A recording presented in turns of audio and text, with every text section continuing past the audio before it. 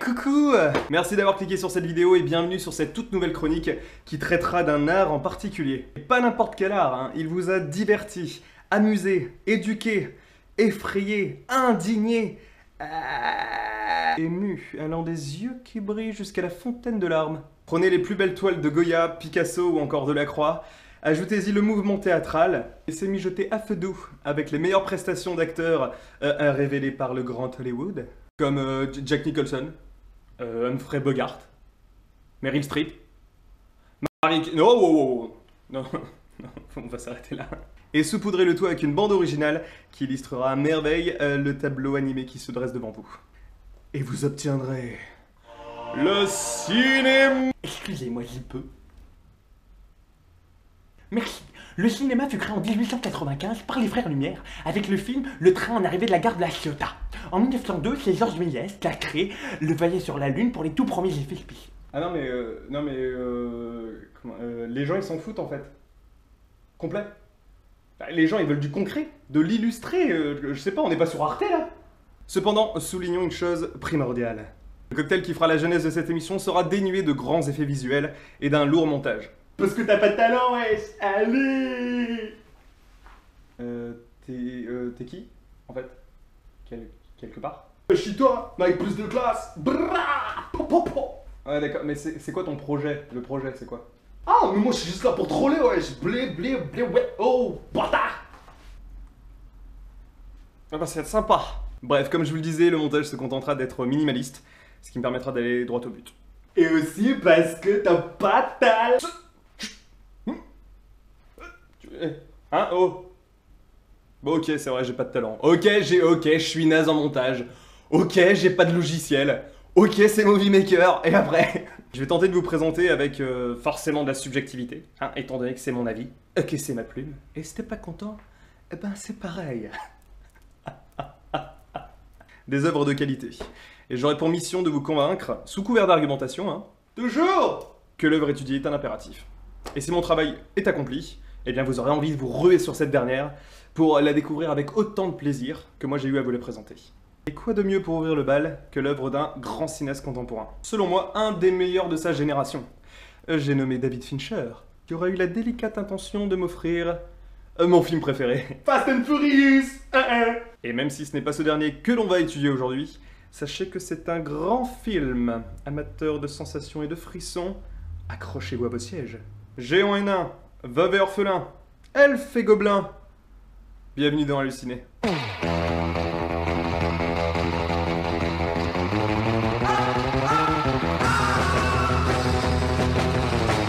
Alors Seven est sorti en salle en 1995. Seven, ah ouais, trop bien avec Blanche-Neige et tout. Pfff, gamin. Quoi? Bah ouais, facile, Zinc, regarde, y'a Vénère, y'a Tes souhaits, y'a Ronfleur, y'a Teubé, Content, Flippette et Waterproof. Allez. Ah, ok, oui. Ah non, t'es con en fait. Ok.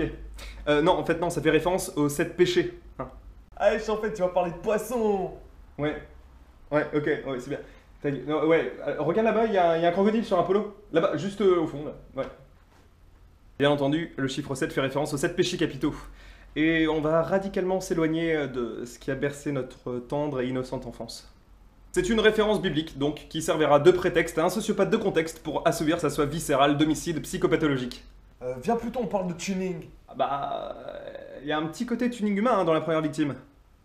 Image.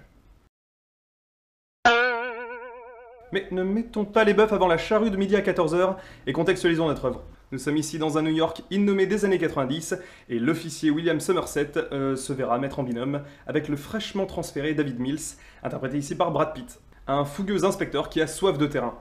Original, me direz-vous d'un ton cynique? Ouais, c'est cool, ouais, l'arme fatale quoi en fait. Ouais, le truc qu'on a vu à peu près 750 fois. D'accord, bah c'est cool, super pitch quoi. On va se régaler quoi. Tata l'ami, ça se gâte.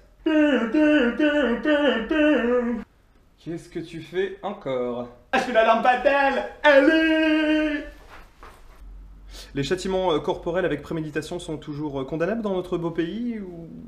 Bref, comme je vous le disais, ça va se gâter et la découverte des 3 premières victimes vont leur permettre de faire le lien. Ils sont face à un serial killer. I'm the Batman. Mais comment, pardi? Comment font-ils le lien? Eh ben, on arrive dans le contexte. En fait, leur nouveau copain marteau s'amuse à reproduire un péché capital à chacun de ses meurtres. Ouais, rendant le tout artistiquement macabre. Vas-y que je te bourre le bide avec des spaghettis jusqu'à ce que t'en crèves. Gourmandise. Ou que je te force à te couper les poignées d'amour et que tu te vides intégralement de ton sang. Avarice. Et tiens, pourquoi je ne te ligoterai pas à ton lit que je compenserai la malnutrition par des antibiotiques pour éviter que tu meurs pendant que ton corps pourrit. Du glam. Du lourd. Du glamour. La paresse. Et bien entendu, je ne vais pas vous livrer les raisons précises de ces actes pour le moins singuliers, sinon il n'y a plus aucun intérêt à voir le film après.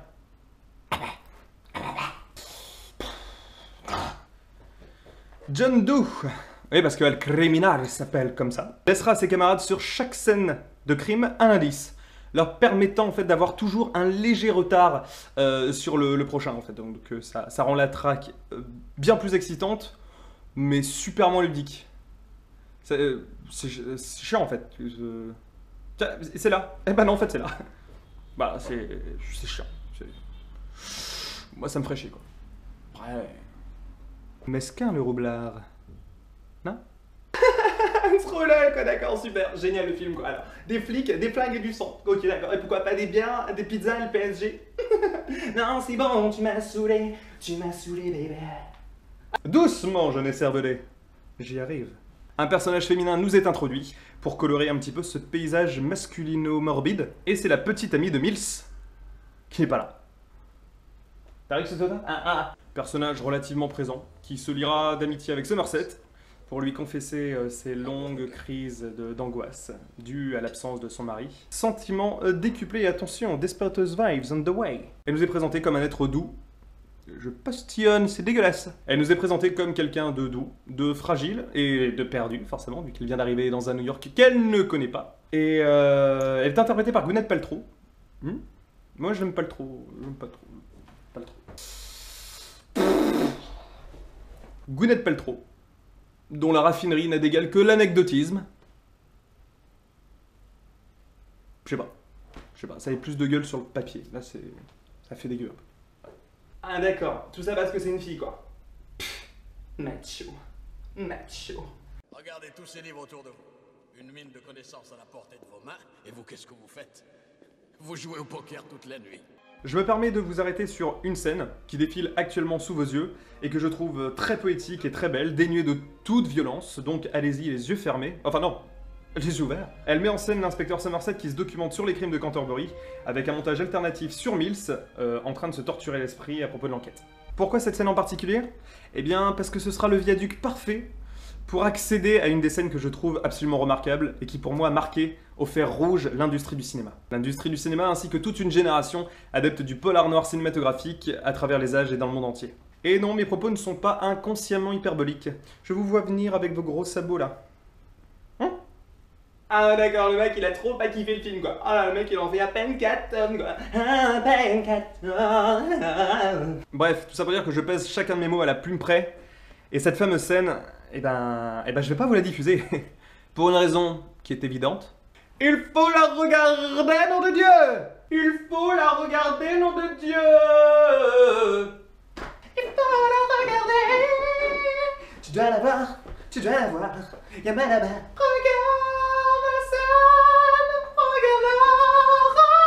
Regarde-la! Non sérieux, mate ce film, putain! Je vais tâcher de vous la décrire très brièvement pour vous donner l'eau à la bouche. Durant ces fameuses recherches, donc la scène que je viens de vous montrer, eh bien, Somerset se rend compte qu'un nom ressort relativement souvent des registres. Et c'est John Doe. Pour ceux qui suivent, c'est le tueur. Il s'octroie donc, dans l'illégalité la plus parfaite, l'adresse de ce dernier. Accompagné de son acolyte. Jusqu'à là, pas d'embrouille. Attends, je te fais bien. Ah ouais, franchement, ça, c'est pas mal.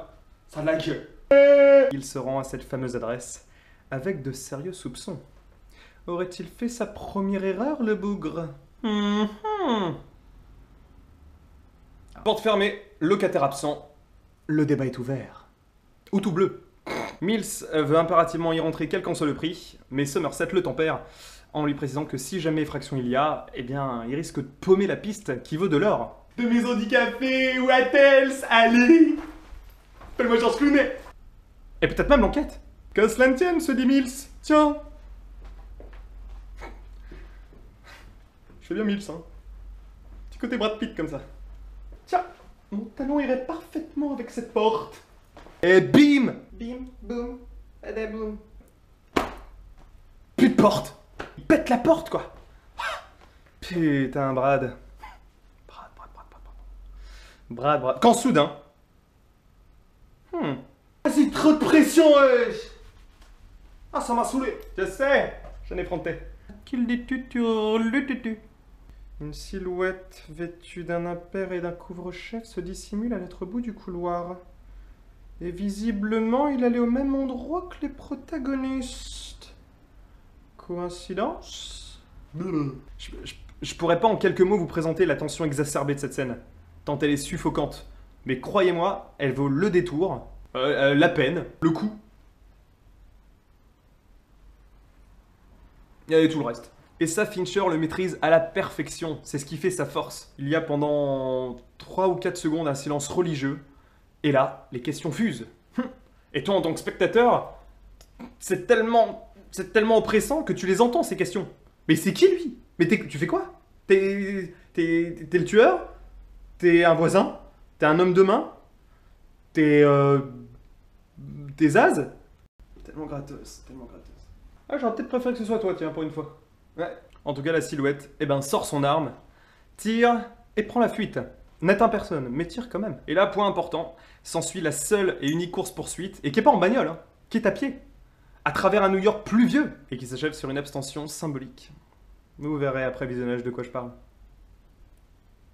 Ouais, trop vrai. Tu vois, Michael Bay, t'es pas obligé de faire péter 30 buildings, 200 bagnoles. Et en plus, les bagnoles, hein, c'est pas la 205 ou la Fiat Panda, hein, Ferrari, Lamborghini, ou 150 civils pour faire passer un brin d'émotion. Regarde, le silence est maître mot dans cette scène. Et en 4 secondes, j'ai eu 4 fois plus de stress que sur les 4 Transformers réunis. Que demande le peuple? Michael... Tu fais chier, putain. Parle-nous d'Optimus Prime, je t'ai dit. Oh, nom de Dieu, tu l'as mangé le crocodile ou... Ouais, les swag. S'ensuit la découverte de la luxure que je trouve particulièrement... abjecte. Ouais, c'est le mot. Non, franchement, je vous laisserai la découvrir par vos soins. On se mettra tous d'accord, je pense. Hein. Ouais. Mais il n'y aura pas un grand débat. C'est dégueulasse. Non, c'est difficilement descriptible. Imaginez ce qu'un psychopathe pourrait faire en se prenant pour la main de Dieu. Je vous le rappelle. Arrivé au crime de luxure, j'ai pas envie de voir le résultat. Hein. Ah, d'ailleurs, c'est pas Jojo. D'ailleurs, je pense qu'un quart de votre imagination n'arriverait pas à la cheville du résultat. Ah, faut avoir les tripounettes accrochées. Hein. Donc après la découverte du 5e péché, donc l'orgueil, hein, qui dans ce cas précis s'attaque au narcissisme, mais je vais pas tout vous décrire.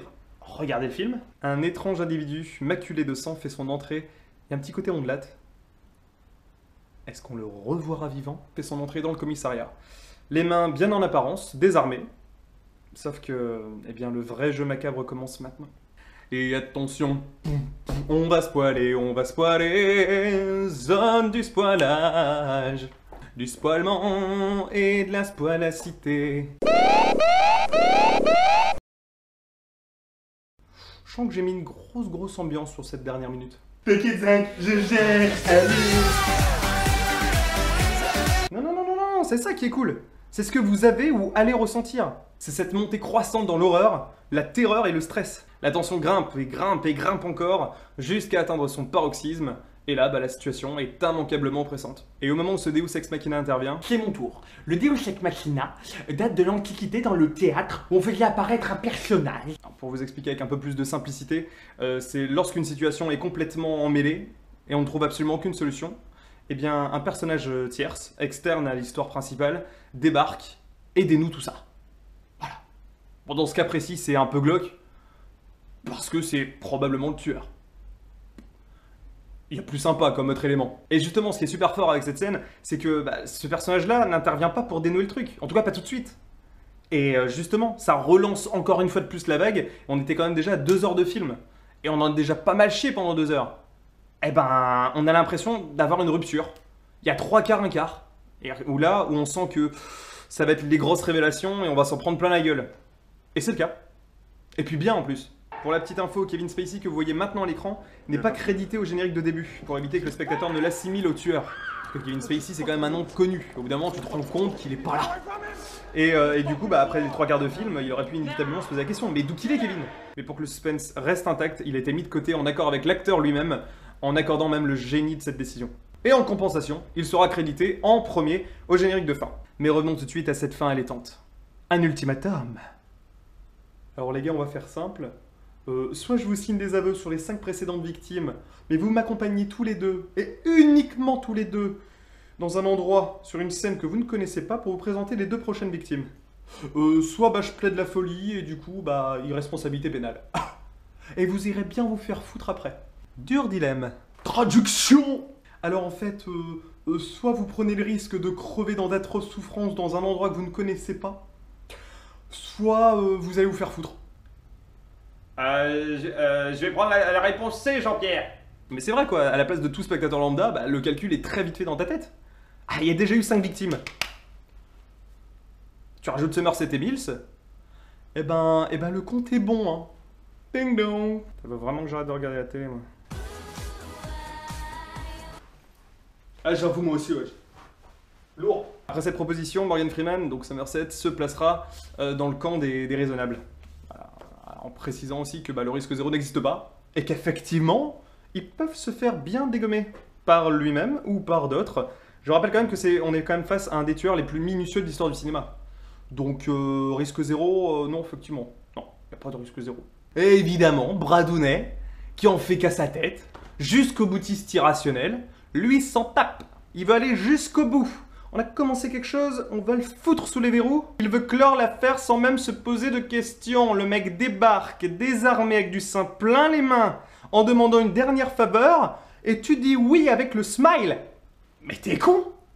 Ouais, je suis con. Et évidemment, c'est le genou qui remporte la manche, en enrôlant son collègue. Et sous réserve d'une très haute sécurité et d'un suivi par hélicoptère, nos 2 compères se retrouvent en vadrouille, guidés par Psychopatho. Et forcément, le trajet est prétexte à connaître les intentions, le mobile de meurtre de John Doe. Mais celui-ci reste fermé comme une huître, blotti dans sa coquille. Mais lui reste super vaseux quant à ses intentions de départ et préfère déblatérer sur un sujet un peu philosophico-psychologique, ou je ne sais guère. Et ses longs discours sont ponctués d'un constant sourire patibulaire. Sinistre, me direz-vous, étant toujours noyé dans la brume machiavélique d'un individu qui lui seul connaît l'issue de cette histoire. Et vous n'êtes pas au bout de vos surprises.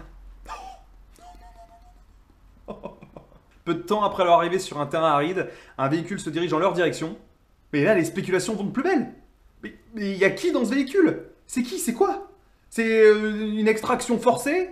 Un gang qui vient fusiller les 2 flics? Une horde de zombies qui est venue fabriquer de la meth pour dompter des dragons? On sait pas. Tu veux que je réponde ou... Tu veux que je réponde? Ah, parce que t'as un avis, toi? Ah vas-y, on t'écoute. Alors là, moi je suis perdu, alors. C'est Vin Diesel, wesh. Allez. Ça m'aurait étonné. What? Un camion UPS?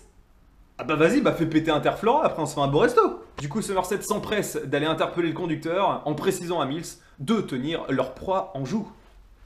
Il récupère le colis. Colis sur lequel est mentionné le nom du personnage de Brad Pitt, donc Mills. Il préfère l'ouvrir en aparté. Et apparemment, vu sa réaction, ce qu'il y a dans ce colis, c'est pas l'intégrale de Glee, hein. Encore que... Dépotron-miné, il court en direction de Mills, lui implorant de lâcher son arme et de ne surtout pas écouter ce que lui dit son interlocuteur. Ah. Là, on sent... Là, ça arrive, là. Là, ça monte, là. Là, tu sens que... Dans 5 minutes, ça explose, quoi. Sauf que le problème, c'est que la conversation avait déjà gagné en ambiguïté. Et le personnage de Kevin Spacey commence à tenir un discours plutôt inquiétant. Et quand je dis inquiétant, c'est... il a voulu jouer au gentil mari, en enviant Donc attention, on y arrive. Sixième péché, l'envie. En enviant la situation de Mills, et qu'il avait voulu jouer au gentil mari avec sa femme, mais que, étant donné que ses avances ont été repoussées, ouf, il a perdu la tête. Tada! Vous l'aurez compris, eh ben John Doe a décapité la femme de Mills, quoi. Une claque. Bah oui, une claque. Pourquoi? Parce que personne s'y attend. Et voilà, comme je vous le disais tout à l'heure, on s'imagine vraiment que c'est les deux flics qui vont y passer. On sait qu'on est dans un drame, dans un thriller noir, dans un polar quasiment psychologique, et on se doute que ça peut très mal finir. Mais à ce point-là, c'est fort. C'est très fort. Et pourquoi c'est la nana qui crève? Comme par hasard, quoi. C'est la nana qui crève. Putain, un film de macho, j'ai trouvé le sens de la vie. Ah mais j'y peux rien, moi. Je suis pas scénariste. De ce fait, John Doe le chatouillera un maximum afin de pouvoir réveiller la colère qui est en Mills et se faire descendre par le septième péché, et donc la colère. Et bim, dans ta face, nigga. Ouais, wow. Ah merde, allez tout droit en prison, ne passez pas par la case départ, ne recevez pas 20 000 francs. Ah merde.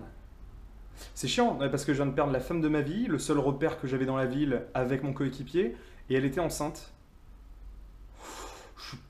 Je suis pas blindé de chance là, c'est pas ouf ouf. Non mais c'est de ma faute, j'avoue, autant pour moi, ouais. Qui lance le dé, c'est à qui le tour, Vas-y, mais je t'en prie. Et cancer des omoplates. Ah, c'est pas mal. Bref, c'était Seven et c'était ouf sa mère la dinde. C'est vrai quoi, je veux dire, tout est bon dans ce film. L'ambiance est angoissante au possible, les dialogues sont choisis avec minutie, c'est fluide, les acteurs sont incroyablement charismatiques, big up à Morgan Freeman, qui est pour moi le meilleur rôle de sa vie. Il y a de bonnes gimmicks et aucun cliché, la musique est juste ouf, l'intrigue est étouffante, et les décors sont parfaitement choisis. Film culte, affaire classée. Et un pouce vert turquoise aussi à Kyle Cooper, qui fait un excellent boulot sur ce film en créant le générique. Voilà, il s'est également occupé de celui de The Walking Dead récemment, ou encore American Horror Story. Et je trouve que le taf de ce mec-là est juste incroyable, quoi. Il n'y a pas meilleure approche pour décrire l'ambiance d'un film ou d'une série. D'ailleurs, pour la petite anecdote, c'est que le film date de 95 aux États-Unis, mais est sorti en 96 en France. Et du coup, ma sœur avait acheté la cassette, genre 6 ou 7 ans. Et je me suis amusé à le regarder de temps en temps, voilà, quand j'étais seul et que j'avais rien à faire, et que j'avais pas d'amis. Putain, c'est moche. Et je me rappelle plus très bien de l'histoire, je sais même pas si je comprenais le film à l'époque, mais je rappelle juste d'une chose, c'est que j'étais super effrayé par le générique de début. Parce que je crois que c'était la seule chose que je comprenais, c'était des images dégueu. Donc du coup, ça m'effrayait. Et je me rappelle juste que voilà, je me mettais le film en boucle, mais je ne regardais pas le générique. Voilà. C'est l'anecdote intéressante. Une bonne journée. Et en bonus, et sans compter les nombreuses récompenses que le film a obtenues, il a quand même eu la récompense ultime et suprême du cinéma américain et mondial, un Oscar pour le montage. Putain, ils ont eu chaud ça, mère, hein. Bah pourquoi tu dis ça? Pourquoi? Imagine si ça aurait été toi. Allez, bra, po.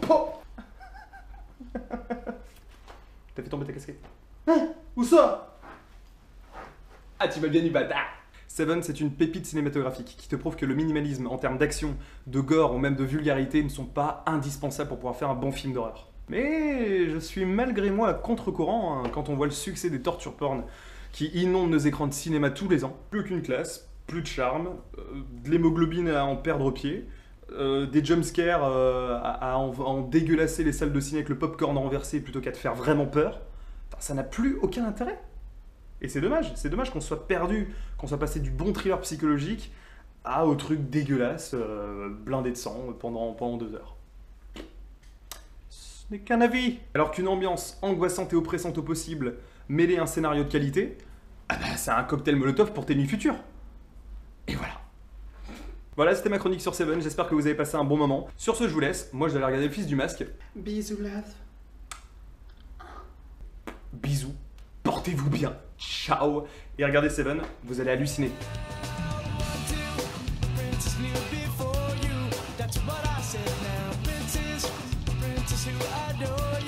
Just go